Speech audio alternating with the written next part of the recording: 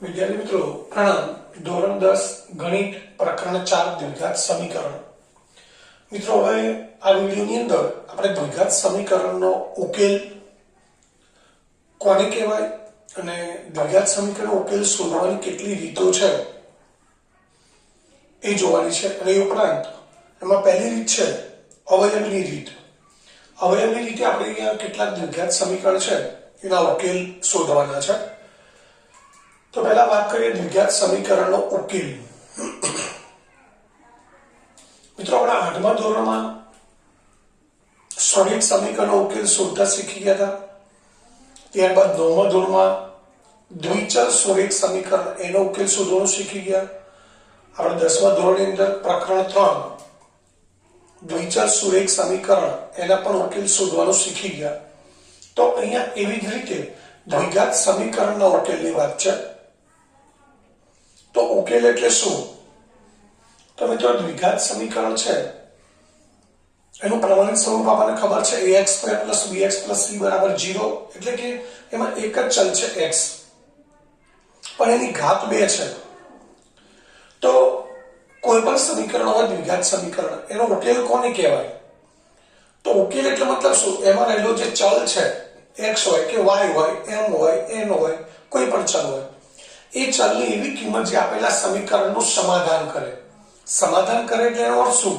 તો x ની એવી કિંમત કે જે સમીકરણમાં મૂકવાથી ડાબી બાજુ બરાબર જમણી બાજુ થાય.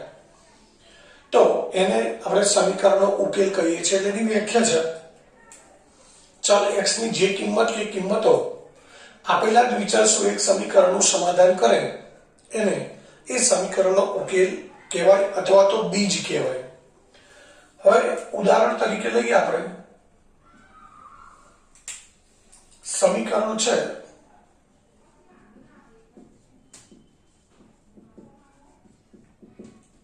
x² - 7x + 6 = 0. હવે આ સમીકરણમાં x = 6 અને x = 1. આ સમીકરણ છે એ x = 1 અને x = 6 મૂકીએ તો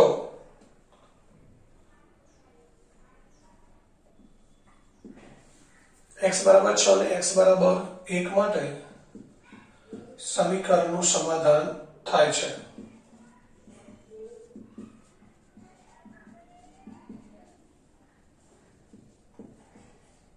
આપણે x = 6 મૂકીએ અહીંયા તો 6 નો વર્ગ થશે 36.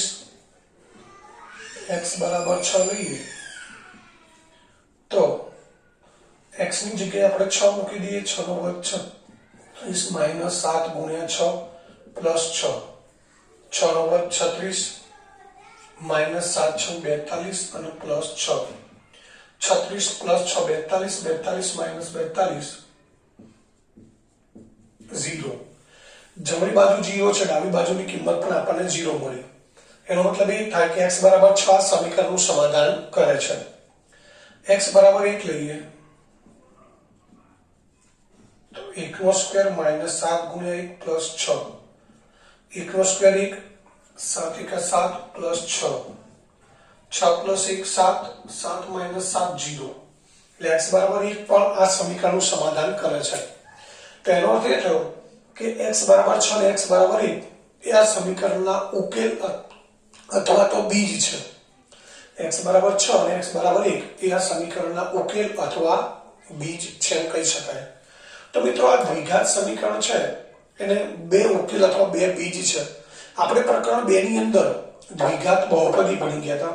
જેમ આપણે બહુપદીના શૂન્યોની વાત કરી હતી એમાં આપણે એવી વાત કરી હતી કે એકઘાત બહુપદી હોય અને એક જ શૂન્ય હોય, દ્વિઘાત બહુપદીને વધુમાં વધુ 2 શૂન્ય હોય, ત્રિઘાત બહુપદીને વધુમાં વધુ 3 શૂન્ય હોય. તો એવી રીતે અહીંયા દ્વિઘાત સમીકરણ છે તો દ્વિઘાત સમીકરણને વધુમાં વધુ 2 ઉકેલ હોય. એટલે એનો અર્થ એ થાય વધુમાં વધુ 2 નો મતલબ 2 થી વધારે ઉકેલ ક્યારે હોય નહીં. કોઈ દ્વિઘાત સમીકરણ છે અને 2 ઉકેલ હોય, કોઈકને 1 હોય તો કોઈકને 1 પણ ન હોય. એટલે આપણે એવું ચોક્કસ કહી શકીએ કે દ્વિઘાત સમીકરણ છે એને વધુમાં વધુ 2 ઉકેલ હોય છે, 2 થી વધારે ન હોય. હવે આ દ્વિઘાત સમીકરણ છે એનો ઉકેલ શોધવાની રીતો.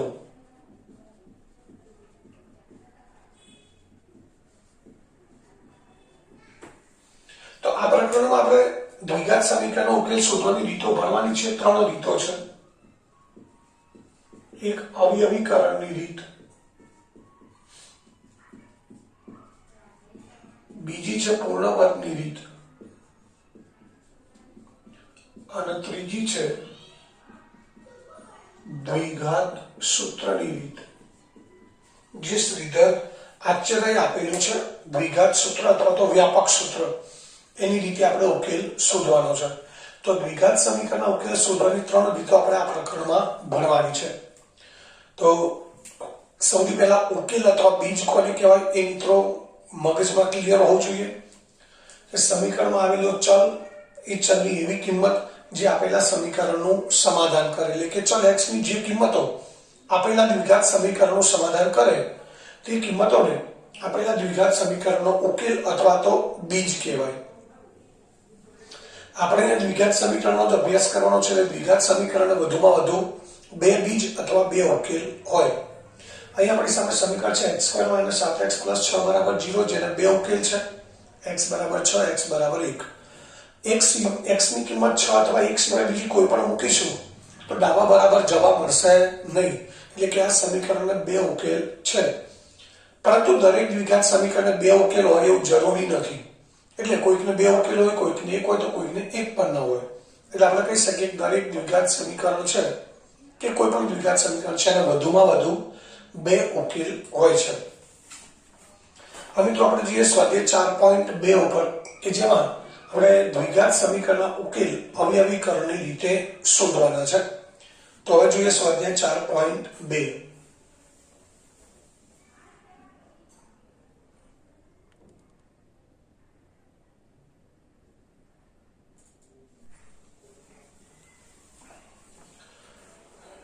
હવે સ્વાધ્યાય 4.2 નો પ્રશ્ન 1 છે. નીચે આપેલ સમીકરણના ઉકેલ અવયવીકરણની રીતે મેળવો. તો પહેલું સમીકરણ છે x² - 3x - 10 = 0. મિત્રો દ્વિઘાત બહુપદી હોય, શૂન્યક બહુપદી હોય, ત્રિઘાત બહુપદી હોય, આ બધાના અવયવ પાડવાની જે રીતો છે એ આપણે 8મા ધોરણમાં અને 9મા ધોરણમાં ભણી ગયા છીએ. તો એમાંથી કોઈ પણ રીતનું જે રીત લાગુ પડતી હોય એ રીતનો ઉપયોગ કરી આપણે અવયવ પાડવાના છે. અને અવયવ પાડી અને એના આધારે આપણે x ની કિંમત શોધવાની છે.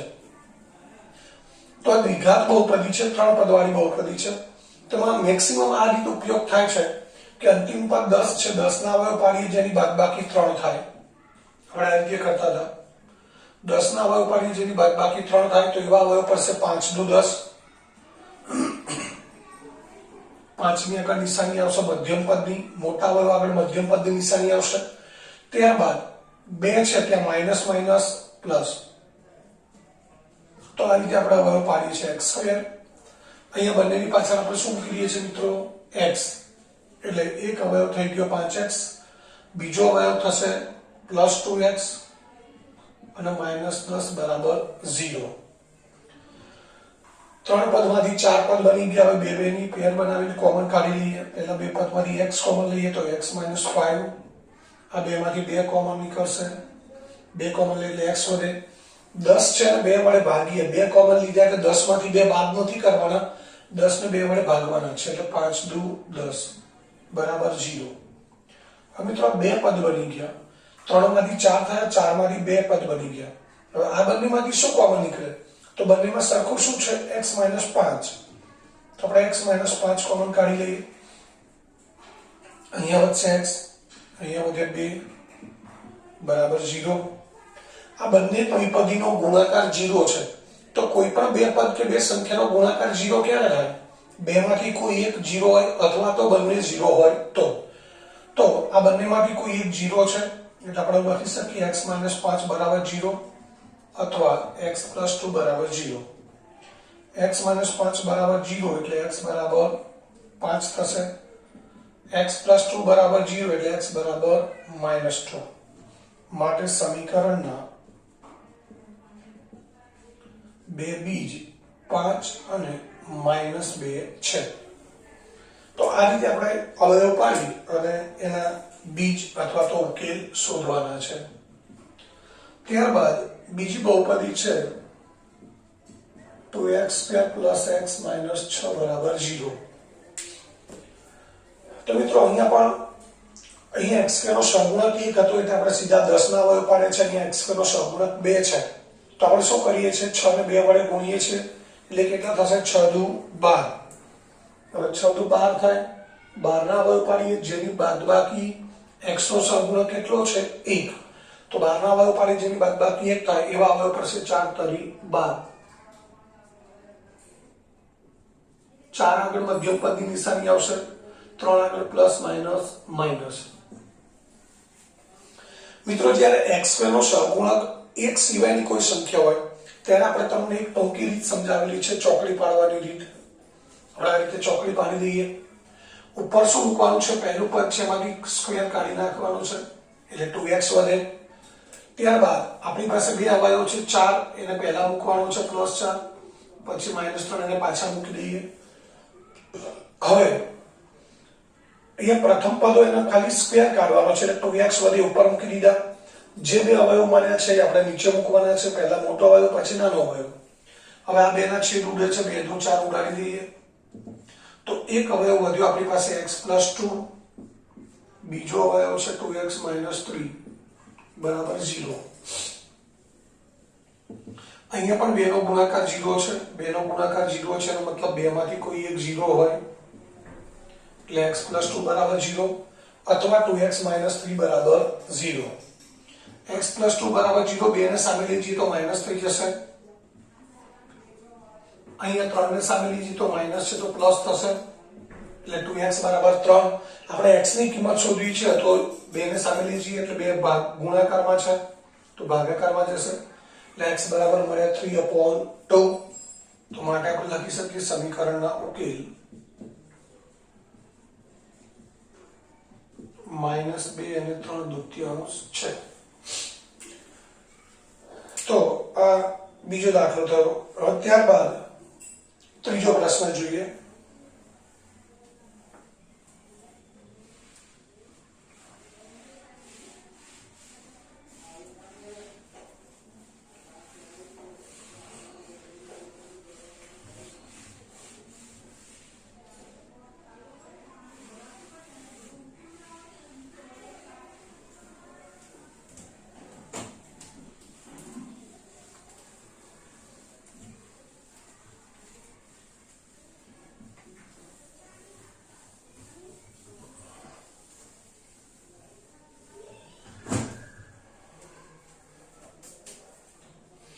ત્યારબાદ ત્રીજો દાખલો છે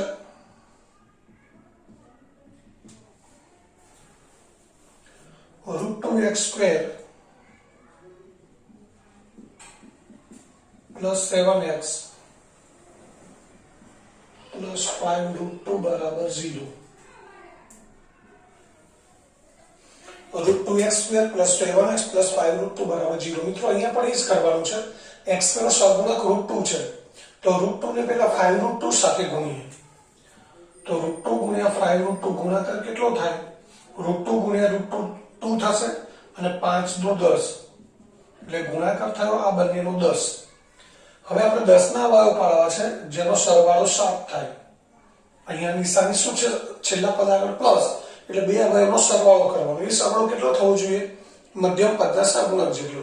તો 10 ના અવયવ પાડી જેનો સરવાળો 7 થાય એ અવયવ આપણને ખબર છે મિત્રો 5 દુ 10. મોટો અવયવ 5 છે એની આગળ મધ્યમ પદની નિશાની આવશે. નાનો અવયવ 2 છે ત્યાં પ્લસ પ્લસ પ્લસ આવશે. તો આપણને બે અવયવ મળી ગયા +5 અને +2. તો હવે આપણે મિત્રો આગળ તમને સમજાવ્યું એ મુજબ અહીંયા x² નો સહગુણક 1 સિવાયની કોઈ સંખ્યા છે તો આપણે ચોકડી વાળી રીતે કરીએ છીએ. પરંતુ અહીંયા વર્ગમૂળ 2 અસમય સંખ્યાઓ છે એટલે તમને થોડું અઘરું પડશે એટલે આપણે એ રીતે નથી કરતા. પરંતુ √2x² પ્લસ એક અવયવ થશે 5x બીજો અવયવ 2x અને +5√2 = 0. હવે પહેલા બે પદ અને પાછળના બે પદ એમાંથી આપણે કંઈક કોમન કાઢવું છે, તો આ બે પદમાંથી x કોમન કાઢીશું. x કોમન કાઢીએ એટલે શું બાકી રહેશે? √2x અને અહીંયા રહેશે 5. હવે 2x અને 5√2 એ બંનેમાંથી શું કોમન નીકળે? તો મિત્રો આપણને એ ખબર હોવી જોઈએ કે 2 છે, આ 2 છે એ 2 એટલે √2 ગુણ્યા √2 છે એવું આપણા મગજમાં ક્લિયર હોવું જોઈએ. √2 ગુણ્યા √2 કરો એટલે 2 થાય, તો આપણે અહીંયા યાદ હોવું જોઈએ કે √2 ગુણ્યા √2 છે એવું સમજી લો. તો અહીંયાથી √2 નીકળશે, અહીંયા પણ √2 આપણે કોમન લઈ શકીએ. એટલે બંને પદમાં કોમન શું છે? √2, જે સીધે સીધું અહીંયા દેખાતું નથી, પરંતુ આપણને યાદ હોવું જોઈએ કે 2 એટલે √2 ગુણ્યા √2. તો આપણે 2 ની જગ્યાએ √2 ગુણ્યા √2 છે એવું સમજી લઈએ તો આ બંનેમાંથી √2 કોમન કાઢી શકાય. તો √2 કોમન લઈએ તો અહીંયાથી શું વધશે? આ √2 કોમન લઈ લીધું તો √2 વધશે અને x વધશે. અહીંયાથી √2 લઈ લઈએ તો શું વધશે? 5 બરાબર 0. હવે આ બે પદ થઈ ગયા. એ બંને પદમાં સરખું શું છે? તો કૌંસ સરખો છે આખે આખો, √2x + 5. તો એ આપણે કોમન લઈ લઈએ, √2x + 5 લઈએ તો વધશે શું? x + √2 = 0. હવે અહીંયા પણ આ બે દ્વિપદીનો ગુણાકાર 0 છે, એટલે બેમાંથી કોઈ એક 0 હોય.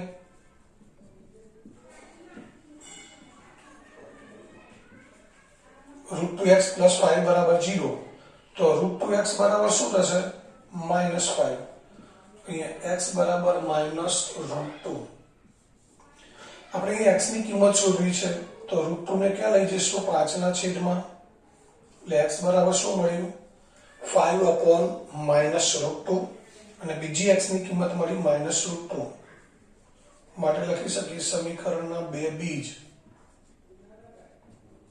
5/-5/√2 અને -√2 છે.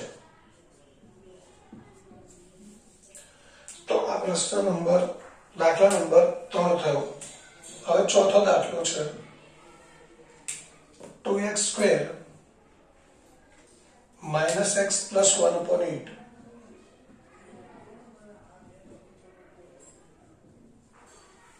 મિત્રો અહીંયા અવયવ પાડવા સરળ પડી માટે પહેલા 8 છેદમાં છે તો લસા લઈ લઈએ. લસા લઈએ એટલે શું કરીશું? ડાબી બાજુ જમણી બાજુ બધાને 8 વડે ગુણી દઈએ.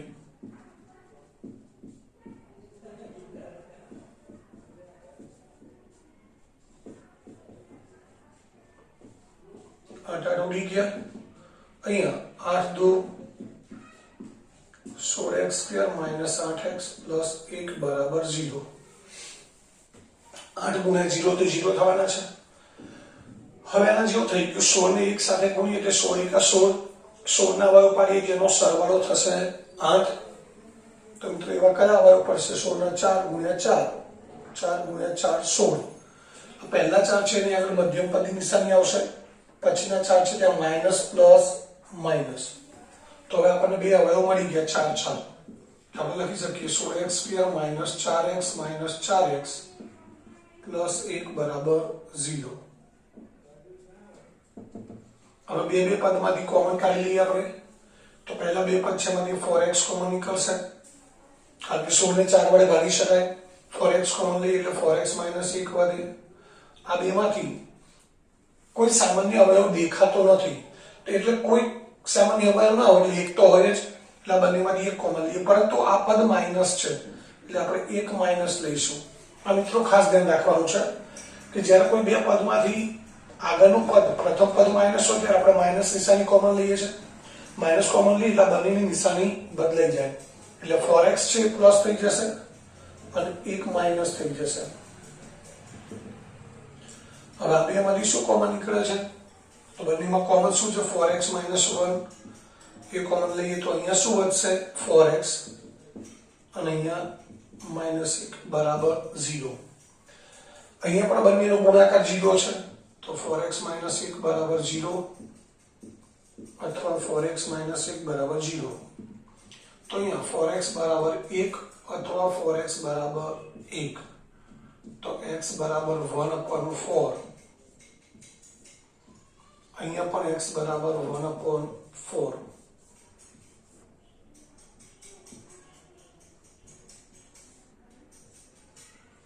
તો અહીંયા આપણને બે ઉકેલ મળ્યા છે, x બરાબર 1/4, x બરાબર 1/4. એટલે ખરેખર તો બંને ઉકેલ સરખા જ છે, એટલે આપણે કેટલા ઉકેલ કહી શકીએ? એક જ ઉકેલ. આ સમીકરણ માત્ર એક જ ઉકેલ છે. મેં હમણાં વાત કરી હતી કે દ્વિઘાત સમીકરણમાં વધુમાં વધુ બે ઉકેલ હોય, એટલે કોઈને બે ઉકેલ હોય તો કોઈને એક હોય. તો આ સમીકરણને કેટલા ઉકેલ છે મિત્રો? એક જ ઉકેલ છે. તો આપણે લખી શકીએ સમીકરણને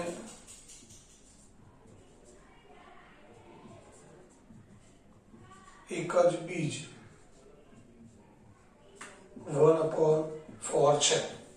બીજ અથવા ઉકેલ સમીકરણ એક જ બીજ 1/4 છે. અને મિત્રો આનો પાંચમો દાખલો છે એ તમારે ઘરેથી કરી દેવાનો છે. આ પ્રશ્ન 1 નો પાંચમો દાખલો છે 100x² - 20x + 1 = 0. એ ઘરેથી હોમવર્કમાં ગણવાનો છે. તો હવે ત્યારબાદ જોઈએ આપણે પ્રશ્ન 2 અને એની આગળના પ્રશ્નો જોઈશું.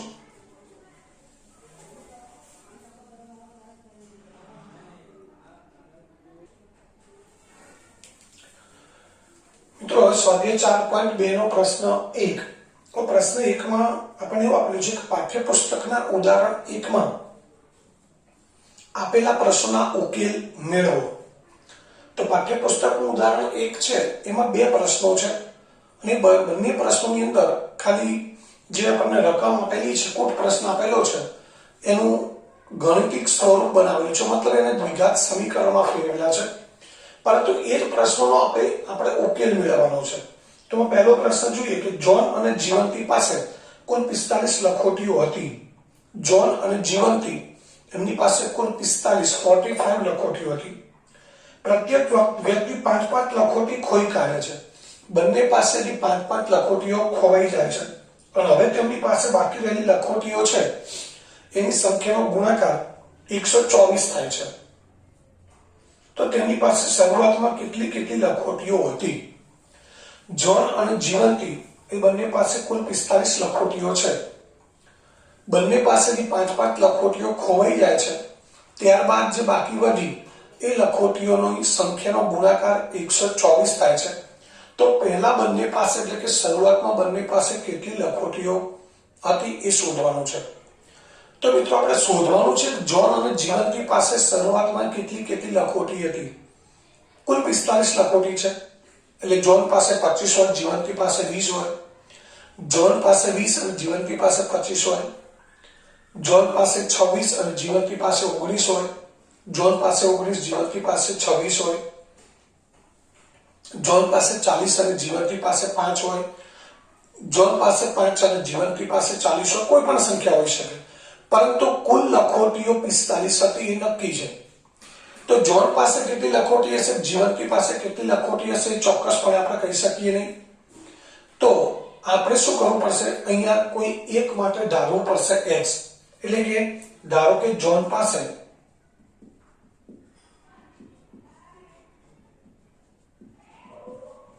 x લખોટીઓ હતી.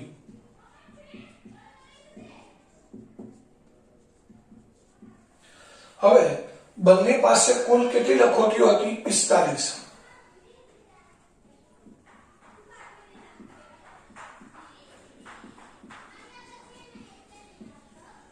તો જીવંતી પાસે કેટલી લખોટીઓ હશે?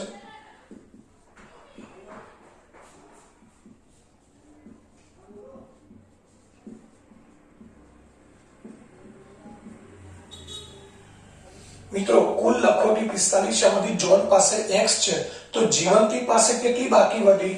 કુલ લખોટીઓમાંથી જોન પાસે જે લખોટીઓ છે બાદ કરવાની, એટલે કે આપણને જવાબ મળશે 45 - x.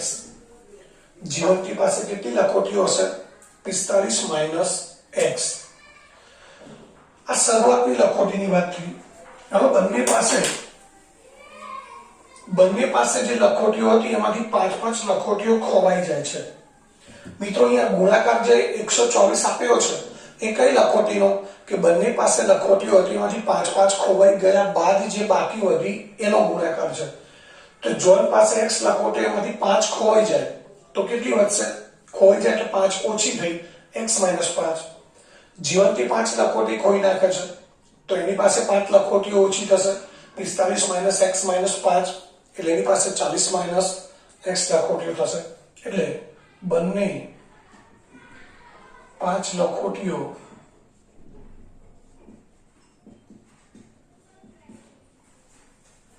ખોઈ કાઢે છે. તો માટે જ્હોન પાસે ખોઈ કાઢ્યા બાદ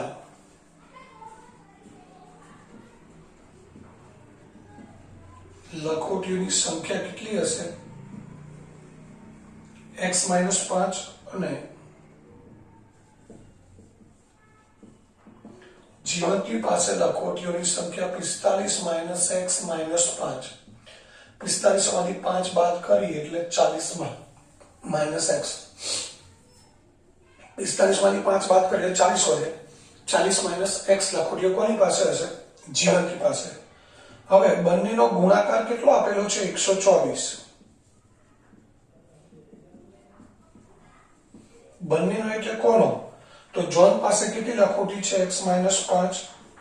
જીવંતી પાસે 40 માઇનસ x બરાબર 124. આ બંનેનો ગુણાકાર છે 124.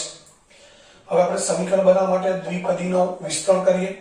x ગુણ્યા 40 40x, x ગુણ્યા માઇનસ x સ્ક્વેર, માઇનસ 5 ગુણ્યા 40 માઇનસ 200, 5 ગુણ્યા x 5x અને બરાબર 124. હવે મિત્રો અહીં આપણે સમીકરણનો ઉકેલ શોધીએ અથવા તો સમીકરણના અવયવ પાડીએ એ પહેલા ધ્યાન રાખવાનું કે સમીકરણની અંદર જે x² વાળું પદ છે સૌથી પ્રથમ હોવું જોઈએ. સૌથી મોટી ઘાત વાળું પદ પહેલા હોય, x² વાળું પદ ત્યારબાદ x વાળું પદ છેલ્લે અચળ પદ હોય. પરંતુ અહીંયા x વાળા બે પદો છે એટલે આપણે પહેલા આનું સાદુરૂપ આપવું પડશે. તો પહેલા મૂકી દઈએ બે ઘાત વાળું પદ minus x², 40x plus 5x 45x minus 200 124 આ બાજુ લાવી દઈએ કારણ કે અચળ પદ છે બરાબર 0. હવે માઇનસ x²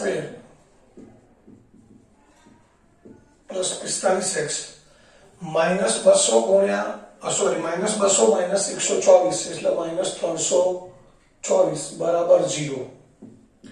અવયવ પાડતા પહેલા એક વસ્તુ ખાસ ધ્યાન રાખીશું કે x² વાળું પદ માઇનસ ન હોવું જોઈએ.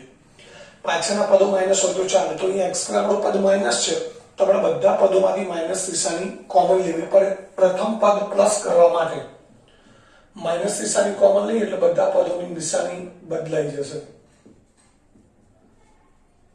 તો અહીંયા x² માઇનસ 45x પ્લસ 324 બરાબર 0 આવું સમીકરણ મળ્યું. હવે આપણે આગળ પ્રશ્ન 1 માં અવયવીકરણની રીતે ઉકેલ શોધતા હતા એમ 324 ના અવયવ પાડવા છે કે જેનો સરવાળો 45 થાય. તો મિત્રો 324 ના અવયવ આપણે કેવી રીતે પાડવા? તો પોતાની સૂઝબૂઝનો ઉપયોગ કરીને આપણે અવયવ પાડી શકીએ છીએ. 324 છે એને આપણે સૌથી પહેલા યુગ્મ સંખ્યા છે એટલે 2 વડે ભાગી શકીએ. 2 વડે ભાગીએ તો શું થશે? 162 થશે. 162 છે એને 2 વડે ભાગીએ તો 81 થશે. 81 છે ના અવયવ પાડીએ 3 ગુણ્યા 3 ગુણ્યા 3 ગુણ્યા 3 કારણ કે 81 એ કોની ઘાત? 3 ની 4 ઘાત છે. હવે આપણી પાસે અવિભાજ્ય અવયવ આવી ગયા. આના આગળ આપણે અવયવ પાડી શકતા નથી. તો આ જે અવયવ છે એમાંથી આ કુલ 6 અવયવ છે. 6 અવયવમાંથી આપણે 2 અવયવ એવા મેળવવા કે જેથી એમનો સરવાળો 45 થવો જોઈએ. તો એ મિત્રો આપણે જાતે સમજીને નક્કી કરવાનું છે કે આપણે એવા કેવા અવયવ પાડીએ કે જેથી એમનો સરવાળો 45 થાય. તમે જોઈ શકો છો આ બે અવયવ લઈએ તો 4 થાય અને આ બધાનો ગુણાકાર 81 થાય. 4 અને 81 નો સરવાળો તો 45 થાય નહીં, વધી જાય. તો હવે આપણે આમાંથી અમુક અવયવ છે આની સાથે લઈ લઈએ. 2 ગુણ્યા 2 ગુણ્યા 3 ગુણ્યા 3 એટલે 3 કરી 9 9 ચોક 36 આ વધ્યા 3 તરી 9, તો એક અવયવ બન્યો. આપણે 4 અવયવ ભેગા કરીને એક અવયવ બનાવ્યો 36. આ બે અવયવમાંથી એક અવયવ બન્યો 9. 36 અને 9 નો સરવાળો કેટલો થાય? 45 થઈ ગયો. તો અહીંયા આપણી પાસે 6 અવયવ છે. 6 અવયવમાંથી આપણે 2 જ અવયવ બનાવવાના છે. એટલે આમાંથી કેટલાક અવયવોની જોડી લઈ અને આપણે 2 અવયવ એવા બનાવવા પડે કે જેથી એનો સરવાળો 45 થાય. તો આપણને 2 અવયવ મળી ગયા છે 36 અને 9. તો હવે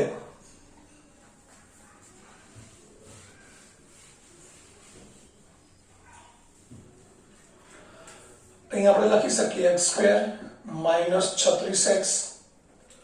આ મોટો અવયવ છે ત્યાં આગળ આપણે મધ્યમ પદની નિશાની મૂકીએ છીએ. Minus plus minus 9x plus 324 બરાબર 0. પહેલા પદમાંથી x કોમન લઈએ, x - 36. હવે આ બેમાંથી શું કોમન નીકળે એ તો આપણને જલ્દી ખબર ના પડે, પણ આપણને ખબર છે 324 ના કયા અવયવ પાડ્યા? 36 અને 9. એટલે એનો અર્થ એ થાય 324 ને આપણે 9 વડે ભાગી શકીએ છીએ. ભાગીએ તો શું મળે છે? 36 મળે છે. એટલે આ બંનેમાં સામાન્ય અવયવ છે 9, પણ આ પદ માઈનસ છે એટલે આપણે -9 કોમન લઈશું. તો x વડે 324 ને 9 વડે ભાગીએ એટલે શું વધશે? 36. માઈનસ નિશાની કોમન લીધી છે એટલે અહીંયા 36 માઈનસ આવશે. હવે બંનેમાંથી x - 36 કોમન લઈએ તો બાકી શું વધશે? x - 9. x - 36 બરાબર 0 અથવા x - 9 બરાબર 0. તો x બરાબર 36 અથવા x બરાબર 9. હવે અહીંયા આપણને x ની બે કિંમતો મળે છે 36 અને 9. એનો અર્થ એ થયો કે મિત્રો x આપણે કોના માટે ધારેલો છે? જોન પાસે કેટલી લખોટીઓ હતી? x. એટલે કે જોન પાસે 36 લખોટીઓ હોય તો જીવંતી પાસે કેટલી હોય? 45 - 36 એટલે 9 હોય. x ની કિંમત 9 પણ છે તો જોન પાસે 9 લખોટી હોય તો જીવંતી પાસે કેટલી હોય? 45 - 9 એટલે 36 હોય. એટલે મતલબ એ થયો કે જોન પાસે 36 લખોટી હશે તો જીવંતી પાસે 9 હશે, અને જોન પાસે 9 લખોટી હશે તો જીવંતી પાસે 36 લખોટી હશે એવું કહી શકીએ. તો મારે લખી શકીએ કે જોન અને જીવંતી પાસે અનુક્રમે 36 અને 9 અથવા 9 અને 36 લખોટીઓ હતી.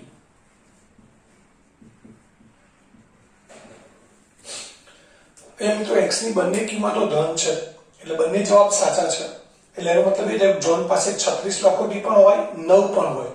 જ્યારે જોન પાસે 36 લખોટી હોય ત્યારે જીવંતી પાસે કેટલી હોય? 45 - 36. x ની કિંમત અહીંયા 36 લો તો અહીંયા 36 લેવી પડે એટલે જીવંતી પાસે 45 - 36 એટલે 9 લખોટી વધે.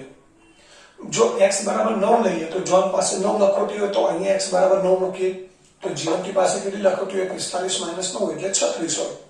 એટલે આ રીતે આપણે લખી શકીએ જોન અને જીવંતી પાસે અનુક્રમે 36 અને 9 અથવા 9 અને 36 લખોટીઓ હતી. તો એ પ્રશ્ન 2 નો પહેલો પ્રશ્ન છે, એમાં પહેલો દાખલો પૂરો થયો. હવે ત્યારબાદ બીજો દાખલો જોઈએ.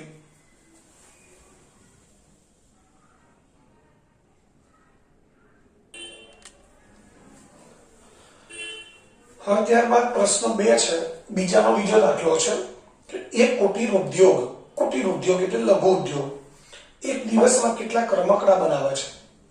એ કુટીર ઉદ્યોગમાં માટીના કે કોઈ પણ વસ્તુ ચીજના કેટલાક રમકડા બનાવે છે. હવે રમકડું બનાવવાનો ખર્ચ, કોઈ પણ પ્રકારનું રમકડું બનાવે તો એક રમકડું બનાવવાનો ખર્ચ 55 માંથી એક દિવસમાં ઉત્પાદિત થતા રમકડાની સંખ્યા બાદ કરીએ તેટલો છે.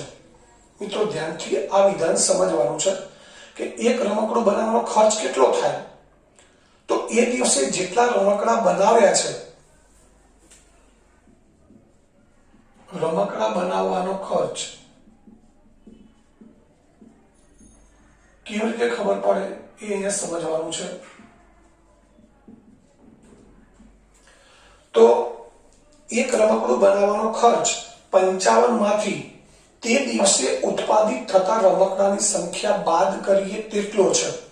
એટલે કે જે તે દિવસે જેટલા રમકડા બને એ રમકડાની સંખ્યા 55 માંથી બાદ કરીએ એટલું રમકડા બનાવવાનો ખર્ચ થાય. ધારો કે કોઈ એક દિવસે 20 રમકડા બને છે, કોઈ એક દિવસે કેટલા રમકડા બને છે? 20. તો એક રમકડું બનાવવાનો ખર્ચ કેટલો થાય? 55 માઇનસ 20 એટલે 35 થાય. ધ્યાનથી સમજો, ઉત્પાદિત થતા રમકડા એટલે જે રમકડા બનાવવામાં આવે છે એ જેટલા રમકડા બને છે એને 55 માંથી બાદ કરો એટલે આપણને એક રમકડું બનાવવાનો ખર્ચ મળે. ધારો કે કોઈ દિવસે 25 રમકડા બને છે, કોઈ એક દિવસે કેટલા રમકડા બને છે? 25. તો એક રમકડું બનાવવાનો ખર્ચ કેટલો હશે? તો 55 માંથી 25 બાદ કરો, કેટલો ખર્ચ થાય? 30 થાય. તો આનો અર્થ એ થયો કે જેમ જેમ રમકડાની સંખ્યા વધતી જાય એમ રમકડા બનાવવાનો ખર્ચ ઘટતો જાય. એ તો સિમ્પલ વસ્તુ છે. 20 રમકડા બને તો રમકડું બનાવવાનો ખર્ચ 35 થાય. 25 રમકડા બનાવે તો એક રમકડું બનાવવાનો ખર્ચ 30 થાય. ધારો કે 30 રમકડા બને છે તો એક રમકડું બનાવવાનો ખર્ચ કેટલો થાય? 55 માંથી 30 બાદ કરો એટલે 25 થાય. તો તમે જુઓ છો, રમકડાની સંખ્યા વધતી જાય એમ રમકડું બનાવવાનો ખર્ચ ઘટતો જાય છે. એટલે આ ખાસ સમજવાનું છે. તો હવે મિત્રો, અહીંયા આમાંથી કોઈ પણ આંકડા હોઈ શકે, એ આપણે જાણતા નથી. તો હવે સૌથી પહેલા આપણે કોના માટે x ધારીશું? તો આપણે પહેલા કોની સંખ્યા લીધી હતી? રમકડાની સંખ્યા કેટલી લીધી હતી મિત્રો? 20. રમકડાની સંખ્યા પહેલા લઈએ તો આપણને રમકડા બનાવવાનો ખર્ચ મળે છે. આ બેમાંથી કોના માટે x ધારવો એ પણ મહત્વનું છે, એ સમજણ પડવી જોઈએ. તો અહીં તમને સમજાયું કે રમકડાની સંખ્યા ધારીએ અને એને 55 માંથી બાદ કરીએ એટલે રમકડા બનાવવાનો ખર્ચ મળે છે. તો અહીંયા સૌથી પહેલા આપણે રમકડાની સંખ્યા લીધેલી, તો ધારવામાં પણ રમકડાની સંખ્યા આપણે સૌથી પહેલા ધારીશું. તો ધારો કે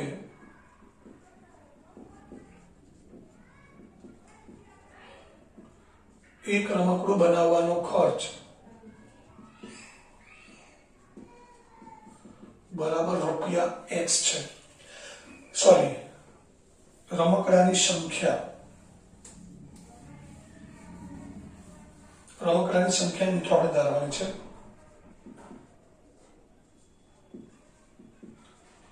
કોઈ એક દિવસે ઉત્પાદિત રમકડાની સંખ્યા x છે.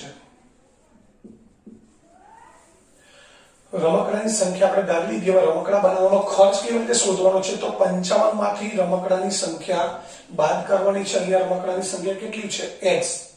તો હવે આપણે રમકડું બનાવવાનો ખર્ચ શોધવા માટે 55 માંથી રમકડાની સંખ્યા બાદ કરીએ. તો માટે એક રમકડું બનાવવાનો ખર્ચ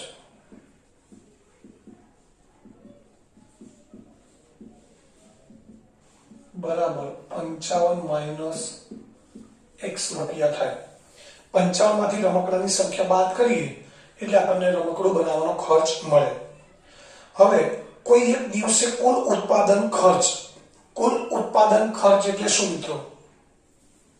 આપણે સમજવાનું છે. કોઈ એક દિવસે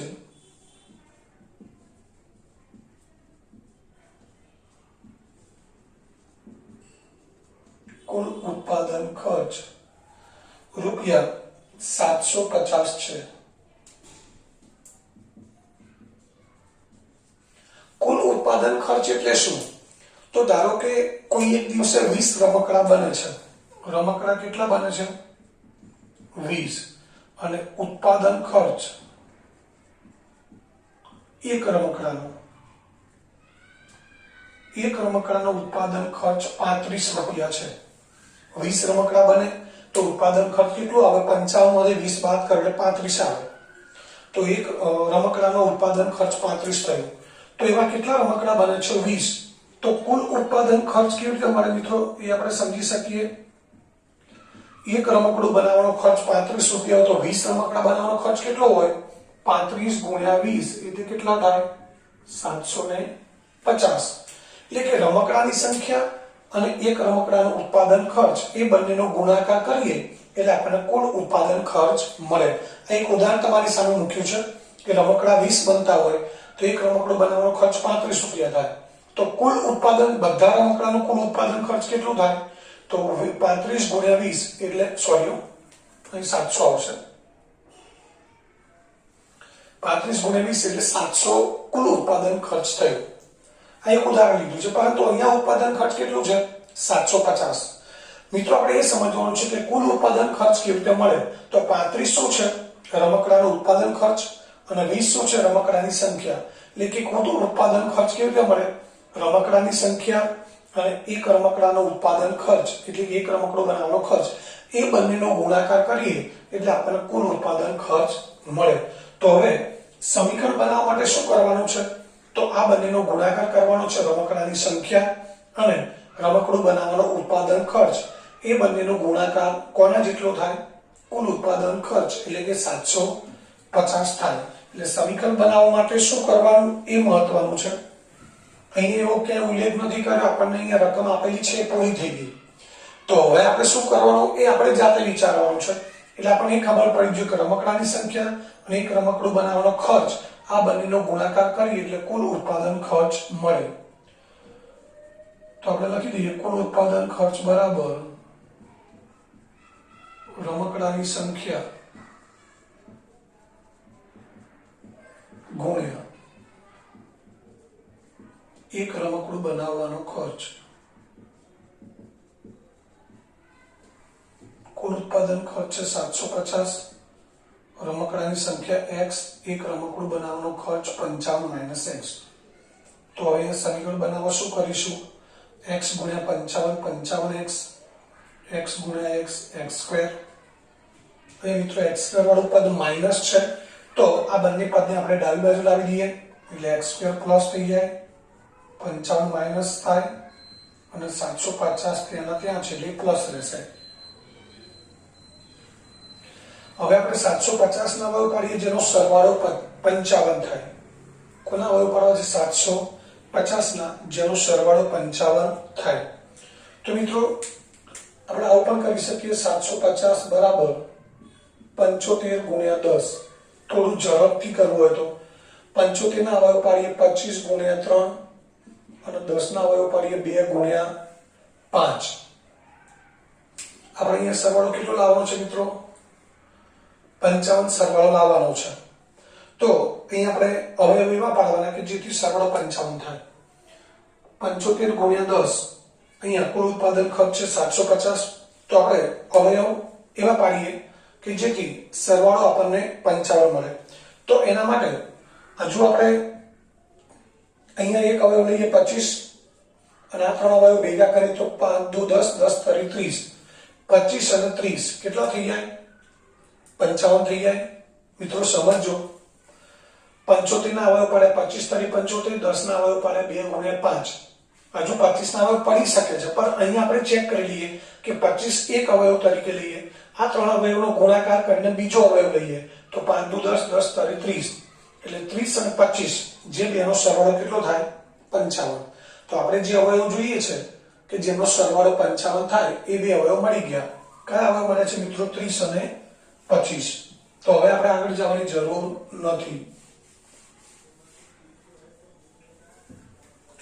તો આપણે અહીંયા લખી દઈએ x² minus 30x minus plus minus 25x plus 750 બરાબર 0. પહેલા બેમાંથી x કોમન કાઢી, x માઇનસ 30 વધે. આ બંને અવયવ કોના છે? 30 અને 25 750 ના જ અવયવ છે. એટલે અહીં આપણે ખાસ ધ્યાન રાખીશું કે 750 એટલે આપણે શું સમજવાનું? 30 ગુણ્યા 25 છે. 750 એટલે શું છે? 30 ગુણ્યા 25. તો આ બંનેમાંથી શું કોમન નીકળે? 25 કોમન નીકળે. નિશાની માઇનસ છે તો માઇનસ 25 લઈશું. વધે શું? x minus 30. હવે એક અવયવ આપણને કયો મળશે અહીંયાથી કોમન? x માઇનસ 30 બંનેમાંથી. બીજો અવયવ થશે x માઇનસ 25. આ બંનેનો ગુણાકાર પણ 0 છે તો x માઇનસ 30 બરાબર 0.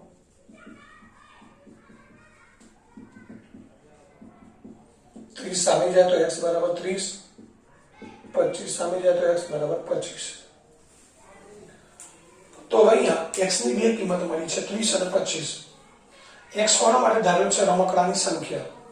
તો રમકડાની સંખ્યા 30 હોય x બરાબર 30 લઈએ એટલે રમકડાની સંખ્યા 30 હોય તો રમકડું બનાવવાનો ખર્ચ કેટલો હોય? 55 માઇનસ 30 એટલે 25 હોય. જો x બરાબર 25 લઈએ એટલે રમકડાની સંખ્યા આપણે 25 લઈએ તો રમકડું બનાવવાનો ખર્ચ કેટલો હોય? 55 માઇનસ 25 એટલે કે 30 હોય. તો આપણે લખી શકીએ આપણે કે બંને જવાબ શક્ય છે. એટલે કે આપણે શોધવાનું શું છે અહીંયા? તે દિવસે ઉત્પાદિત રમકડાની સંખ્યા શોધો. એટલે આપણે રમકડાની સંખ્યા કેટલી ધારેલી છે? x ની કિંમત કેટલી મળી? 30 અને 25. તો આપણે લખી શકીએ બંને જવાબ સાચા છે. એટલે એ દિવસે રમકડાની સંખ્યા 30 રમકડા પર બનાવ્યા હોઈ શકે, 25 પણ હોઈ શકે. તો માટે તે દિવસે ઉત્પાદિત રમકડાની સંખ્યા